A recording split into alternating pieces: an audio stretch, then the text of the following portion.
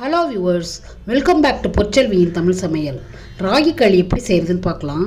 இது நல்ல குளிர்ச்சியானது, கால்சியம் சத்து நிறைஞ்சது.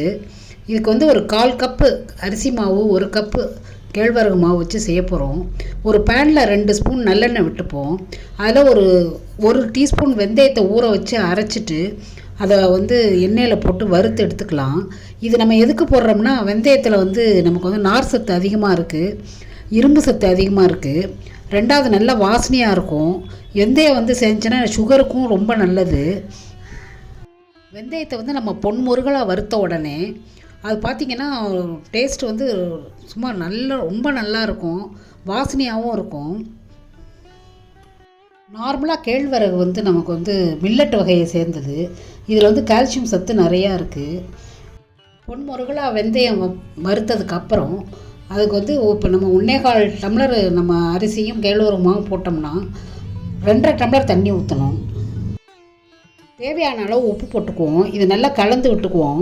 இப்போ அடுப்பை ஆஃப் பண்ணிவிட்டு ஒரு 1/4 கப் அரிசி மாவு போட்டுக்குவோம், 1 கப் கேழ்வரகு மாவு போட்டுக்குவோம். ஏன்னா நம்ம இப்போ 2.5 பக்கு தண்ணி ஊற்றிருக்கோம். அதுக்கு 1/4 கப்பு இந்த மாவு எல்லா வகையும் வரணும். அப்போ தான் நம்ம கரெக்டாக அது வெந்து வரும். இந்த மாவு நல்லா கரைஞ்சதுக்கப்புறம் அடுப்பை ஆன் பண்ணிவிட்டு மீடியம் ஃப்ளேமில் ஃபஸ்ட்டு வச்சு கிண்டணும். இது கெட்டியானதுக்கப்புறம் சிம்மில் வச்சிடணும்.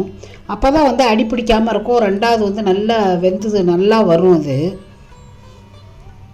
இது அப்படியே நம்ம கிண்டிக்கிட்டே இருப்போம். அது பால் மாதிரி நல்லா ஒட்டாமல் நல்லா திரண்டு வரும். அப்புறமா எடுத்து கொஞ்சம் மூடி வச்சுட்டு ஒரு 5 நிமிஷம் மூடினதுக்கப்புறம் எடுத்து நம்ம உருண்டை மாதிரி பிடிச்சி எடுத்துக்கலாம்.